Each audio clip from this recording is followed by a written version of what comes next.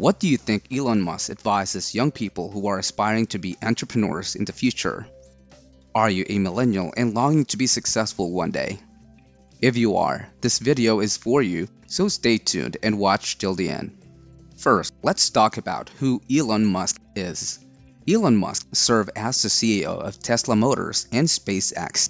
In the beginning, he and fellow millionaire Peter Thiel co-founded PayPal. Elon Musk launched SpaceX to facilitate Mars colonization and streamline and reduce the cost of the rocket manufacturing process. He hopes driving a gorgeous automobile while being more environmentally conscious will encourage consumers to buy a Tesla. Many people look up to Musk, especially young male geeks. Years ago, he was in an interview and asked if he could give some tips for the millennial aspiring to be like him and how to start a business. So he started with this message. To succeed is like eating glass and staring into the abyss. With this remark, you can see that his journey towards success is not easy. Let us see what he has to say. So here are the few pieces of advice from Elon Musk for the millennials. Number 1. People should have the high pain tolerance. It's sort of quite exciting for the first several months of starting a company, and then reality sets in. Things don't go as well as planned. Customers aren't signing up. The technology or the product isn't working as well as you thought. And then that can sometimes be compounded by a recession, and it can be very, very painful for several years. Opening a business is not always walking on cloud nine. You may enjoy it for a couple of months, but after that, you must expect the worst. Difficulty in business is inevitable and undoubtedly will face a lot of struggles along the way.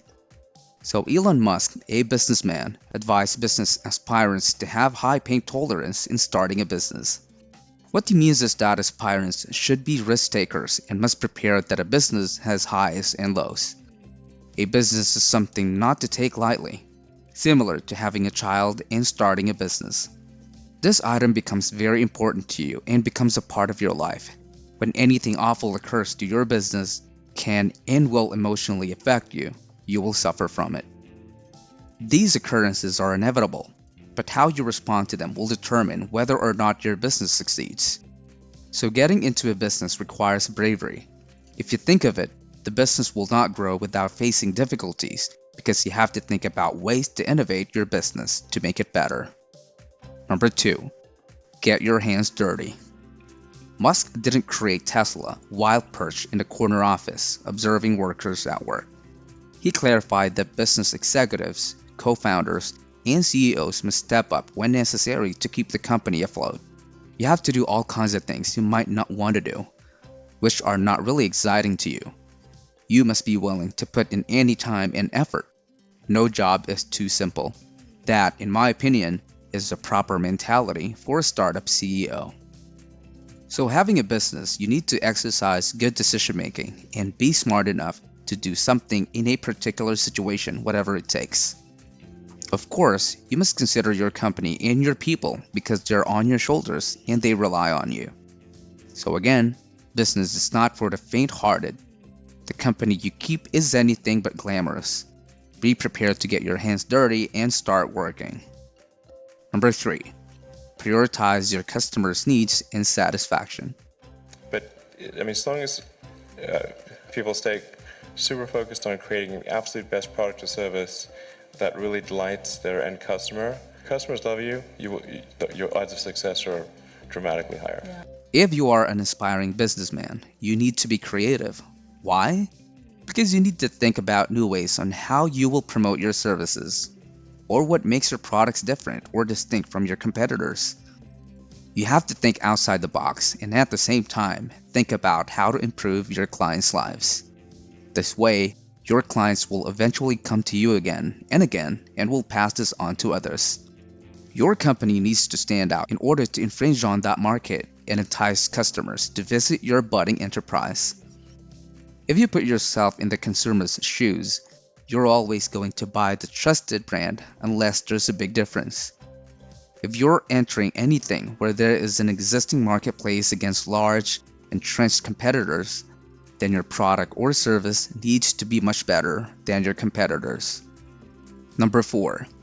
Take constructive criticism. Both personal and professional development benefit from feedback.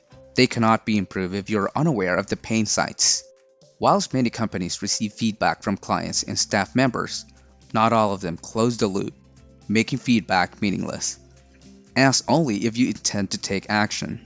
Then inform them of your actions if you took their suggestions into account. It's essential to any customer experience strategy. Receiving constructive criticism from others can be really helpful. Although receiving criticism might be difficult at times, it is necessary for learning. To thrive in business, you must learn not to take criticism personally. The only way to solve issues in your company also is to first be able to recognize them. There is no way to improve if you don't understand how your staff or consumers feel. If you have an open mind, encouraging honest feedback will help you uncover problems you would not have otherwise noticed and will ultimately improve your company. Even if you're not trying to lead a startup, this advice is still helpful. It might be challenging to identify mistakes when you're too close to a project, so getting feedback from others can be really helpful. Number 5. Discuss your differences. As an aspiring entrepreneur, you need to be prepared for the possibility of handling a team. You would be facing a lot of different people, and we're not just talking about the customers, but also your workforce, your team. So as early as now, you need to enhance your communication skills because it is the only key to having a harmonious environment. But at the same time, you need to also establish your leadership skills. Although it's critical that new hires embrace your vision, team members can occasionally drift apart. Although not ideal, this is not always a deal breaker or a reason to fire a person from your team. He asserted that the individual would typically alter their behavior, but in the event that they don't, you must be ready to let them go. These young aspirants, no matter what they want to be in the future, need guidance from someone who has taken the path that they want to take. Every people will have their own unique journey, but a few pieces of advice will be a great help for them. These millennials still have a long way to go, but if they have an encouraging environment, discipline, and enough support, a great future awaits them. What do you think about this topic? Do you agree with me too? Share your thoughts in the comment section below, but don't forget to like, share, and subscribe. I'll see you in the next video.